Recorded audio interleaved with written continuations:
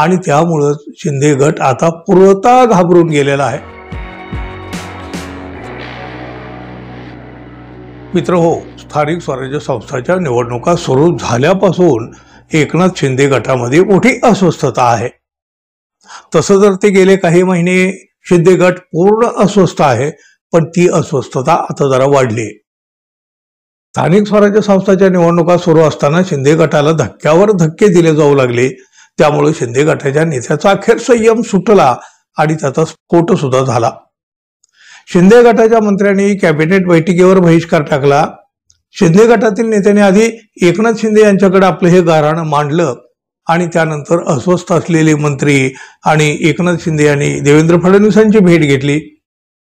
शिंदे गटातील पदाधिकाऱ्यांना कार्यकर्त्यांना भाजपात घेतलं जात असल्याबाबत असलेली ही नाराजी त्यांनी देवेंद्र फडणवीस यांच्याजवळ व्यक्त सुद्धा केली।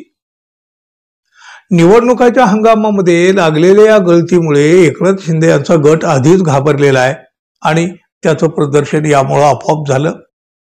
आपल्या गटातून बाहेर जाणाऱ्यांना थांबवणं शिंदे गटाच्या आवाक्या बाहेर गेलेलं दिसतंय। त्यांच्या हाताबाहेर सगळी परिस्थिती गेलेली दिसते आणि त्यामुळं त्यांनी फडणवीस यांची भेट घेऊन आपल्या गटातील लोक भाजपामध्ये प्रवेश देऊ नये आपल्या लोकांना, अशी गळ त्यांनी घातली। खर तर ही एक प्रकारची शरणागतीच म्हणावी लागेल। त्यांनी थांबावेत ना त्यांचे लोक, दुसऱ्यांना घेऊ नका म्हणायचं म्हणजे। तरी पण बघा, शिंदे गटाचं ऐकल्यावर देवेंद्र फडणवीस यांनी एक तोडगा देखील काढल्याचं सांगितलं गेलं। कुणीही कुठल्याही पक्षातील, प्रामुख्यानं महायुतीतील घटक पक्षातील नेते किंवा पदाधिकारी किंवा नगरसेवक कोणी सुद्धा आपल्या पक्षात घेऊ नये, जे एकमेकांनी एकमेकाच्या महायुतीत अशा पक्ष प्रवेश दिले जाऊ नयेत, अशी भूमिका ठरल्याचं शिंदे गटातील नेते सांगतायत आता। यामुळे शिंदे गटाला जरी बघा दिलासा मिळाला असला तरी सुद्धा या फांदीबाज, म्हणजे या फांदीवरून त्या फांदीवर उड्या मारणारे असतात ना जे काही, त्यांची मात्र मोठी पंचायत झाली आता। जाय तू जाय कहा, पक्षांतरालाच हा मोठा आता लगाम लागलेला आहे। आता महायुतीमध्ये कोणाला एकमेकाच्या पक्षामध्ये जाता येणार नाही आणि याच्या अंमलबजावणी सुद्धा लगेच सुरू झाल्यामुळं पक्षांतरात आता लवकर ब्रेक लागू शकतो। पण इच्छा नसताना सुद्धा एखाद्याला जर पक्षात राहावंच लागलं तर त्याचा पक्षाला काय फायदा हो, उलट झालं तर तोटाच करणार तो। पण मात्र या सगळ्यामुळं ठळकपणे एक बाब अधोरेखित झाली, ते म्हणजे शिंदे गटामध्ये मोठी गळती सुरू झालेली आहे आणि ही काही ती त्यांना थांबवता येत नाही आणि त्यामुळे शिंदे गट घाबरून गेलेला आहे। भाजपकडून आपल्या पक्षातले लोक पळवले जात असल्याची तक्रार एकनाथ शिंदे यांनी दिल्लीला जाऊन अगदी अमित शहा यांच्याकडे सुद्धा केली।